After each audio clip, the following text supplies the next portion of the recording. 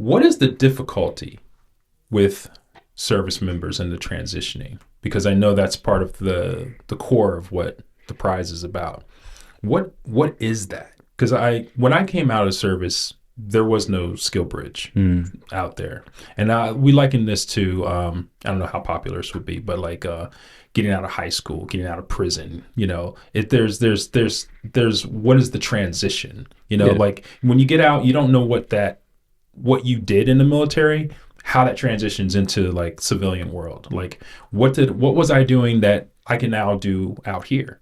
You know, and that's part of the difficulty with some of the people that are coming to the prize, I'm sure. So like what is it that you see that is? And maybe the people that are listening can identify it themselves. Yeah, I think that tactically there's a ton of difficulty. I think that, you know, more strategically, one, identity and purpose is a big piece of it. You know, like when you go in, they shave your head, there's no more eye, and that does a great thing when you're in. You know, it's you are issued a purpose, you are issued an identity, but when you get out, it's just figure it the fuck out. You know, and you're just thrown to the wolves like that. You know, there's something in psychology where they talk about how a person's identity is the strongest force in the human psyche. And you've probably read, you know, I think it's James Clear, Atomic Habits. I think is one where he talks about like, I think this is from this book. I might be off here, but where he talks about how a person who still identifies as a smoker and is quitting smoking, and he says, oh, it's been 10 days, as opposed to someone who doesn't identify anymore and is like, I'm not a smoker, the latter is going to be more successful. But when you no longer have that identity and you're now looking outwards and you're trying to find your way, which is compounded by the fact that you're being told what to do, when to be there, what to wear, etc. Now you have no direction, which plays on our ego and our need as humans for security, right? Our basic need. You can look at this massive hierarchy of needs. You can look at the 6 human needs, you know, from Tony Robbins, like whatever. The base need is the need for security and safety. And there is no certainty in this time period. None. You have to re-identify it now. And there's a bunch of resources again out there. And so this is now the tactical piece that we can help bring to the puzzle in order to make it something that now you can go and navigate.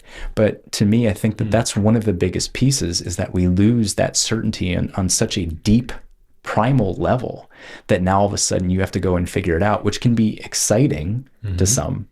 But for a large amount of people, it's very daunting. And if you align yourself with the wrong, I shouldn't say wrong because there's no wrong really, but like if you align yourself with something that's not going to serve you, you're going to move in a path that probably isn't going to get you where you want to go. A little frustrating too. That's why I think some people go back to school, some people go back to jail, some people go back to the army. That's because they don't feel comfortable trying to sort it out for themselves. It's reaching for certainty. Yeah. Well, I think that's why you'll see like SEALs, Green Berets, Rangers, their first choice is to go get an MBA. Yeah. Because it's going to tell them what they have to do for the next 18 months. That's right. They can push that uncertainty off. And they think, oh, if I go to school again, I will have a better idea of what I want to do. No, you're just delaying. Right. It's I think the identity and the purpose is, we talked about it on your podcast, is your job is not going to do that. Right. In 99% of the cases. That's right. You will not get your identity from your job. And it's just not as sexy or as exciting as anything you did in the military. And that's what people, I think, chase sometimes, is like, when I got out of the teams, when I became a drug rep in North Philadelphia, nothing was as exciting. Nothing was ever going to be as exciting as jumping out of an airplane or 100%. Or doing these other things. So you have to reset your expectations. And if you want to get your adrenaline rush, go jump out of an airplane, but now do it on your free time. If you want to go diving, go do it on your free time, because very, very few jobs are going to allow you to do all that same stuff.